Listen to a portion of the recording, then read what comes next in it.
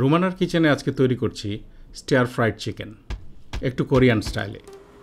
এটা রান্না করার জন্য আমাদের হাড় ছাড়া মুরগির মাংস লাগবে। তো আমি মুরগির বুকের দিকের মাংসটা নিয়ে ছোট ছোট করে স্লাইস করে নিচ্ছি। ঠিক এভাবে স্লাইস করছি। একটা জিনিস লক্ষ্য রাখতে হবে, প্রতিটা স্লাইস যাতে কাছাকাছি একই সাইজের হয়। এখানে আমি 300 গ্রাম মাংস নিয়েছি এবং সেটার অনুপাতেই সব কিছু দিব। মাংসগুলো এভাবে স্লাইস করে নিয়ে একটু ম্যারিনেট করে রাখবো। একটা বাটিতে নিয়ে প্রথমে আধা চা চামচ বেকিং পাউডার, 1 চা চামচ কর্নফ্লাওয়ার, গোলমরিচের গুঁড়ি দিয়ে দিচ্ছি একটু ক্রাশ করে আধা চা চামচের মতো। স্বাদ অনুযায়ী লবণ দিয়ে দিচ্ছি। লবণ একটু কম দিতে হবে কারণ আবার এর সাথে সয়া সস যাবে, সসে লবণ দেওয়া থাকে। সয়া সস দিয়ে দিচ্ছি একটু ঘুরিয়ে ঘুরিয়ে। এবার এটাকে ভালোভাবে মাখবো। ম্যারিনেশনের সিক্রেটটা হচ্ছে যে যত ভালোভাবে মেখে রাখবেন, তারপরে যত দীর্ঘ সময় ধরে রাখবেন, এই যতগুলো ইনগ্রেডিয়েন্ট দিলাম সেগুলো মাংসের মধ্যে খুব ভালোভাবে ঢুকবে। অনেকে মুরগির মাংসের বুকের অংশটা খেতে চান না, কিন্তু এই রেসিপিটা একটু ট্রাই করে দেখবেন। মাংসটা এত জুসি হবে যে আপনি বুঝতেই পারবেন না যে বুকের অংশ খাচ্ছেন না রানের বা থাইয়ের মাংস খাচ্ছেন।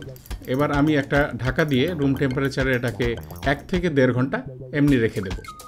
একটা পাত্র গরম করে নিয়ে 2 টেবিল চামচ বাটার দিয়ে দিচ্ছি। আপনারা বাটার খেতে না চাইলে রান্নার তেল দিবেন, কোনো সমস্যা নেই, শুধু ফ্লেভারটা একটু ডিফারেন্ট হবে। বাটারগুলো একটু গলিয়ে নিই, হয়ে গেছে। এবার 1 টেবিল চামচ আদা কুচি দিয়ে দিচ্ছি। আদা কুচিটা দিয়েই নাড়াচাড়া করতে হবে, নাহলে আবার পুড়ে যাবে। আমি এখানে আদাগুলোকে চাকু দিয়ে কুচি করে নিয়েছি।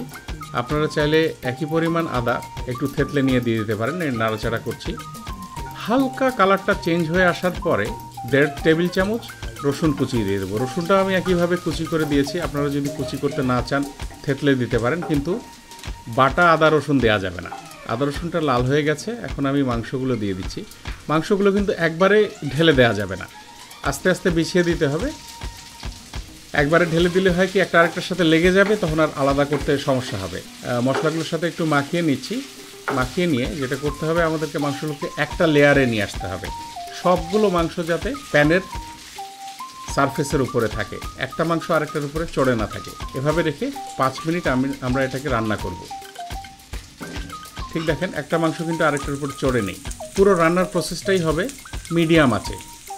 চুলার আঁচটা থাকবে মিডিয়াম। 5 মিনিট ধরে এটাকে রান্না করছি।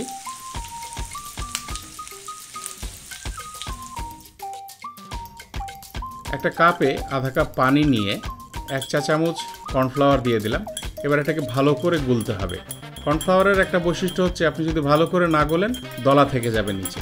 তো ভালো করে গুলে চামচ দিয়ে তুলে দেখতে হবে এভাবে যে গোলা হয়েছে কিনা। এবার প্রতিটা পিসকে আলাদা আলাদাভাবে ধরে উল্টে দিচ্ছি। প্রতিটাকে উল্টে দিয়ে সব কিছু একদম প্যানের মাঝখানে নিয়ে আসলাম। নিয়ে এসে কর্নফ্লাওয়ারটা দিয়েই সাথে সাথে ঢেকে দিতে হবে।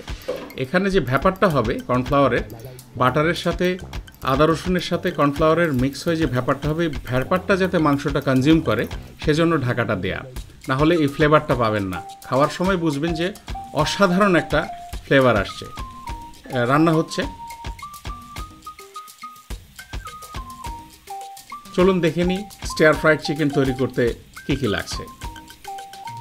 হাড় ছাড়া মুরগির মাংস 300 গ্রাম, কর্নফ্লাওয়ার 2 চা চামচ, আদা কুচি 1 টেবিল চামচ, রসুন কুচি 1.5 টেবিল চামচ, গোলমরিচের গুঁড়ি আধা চা চামচ, বাটার 2 টেবিল চামচ, বেকিং পাউডার আধা চা চামচ, লবণ স্বাদ মতো, সয়া সস 1 টেবিল চামচ, সামান্য তিল ভাজা। ঢাকনাটা খুলে দিলাম। আমাদের রান্না মোটামুটি শেষ। আবার আমি একটু নাড়াচাড়া করে দিচ্ছি। আবার মাংসগুলোকে আবার একটু উল্টিয়ে দিব অপর পাশে যাতে থাকে, দিয়ে আবার আমরা 5 মিনিট রান্না করব। বাই দ্য ওয়ে, আমি অ্যাজ ইউজুয়াল রুমানার হাজব্যান্ড অমি আজাদ, রুমানার কিচেনে গেস্ট অ্যাপিয়ারেন্সে আছি।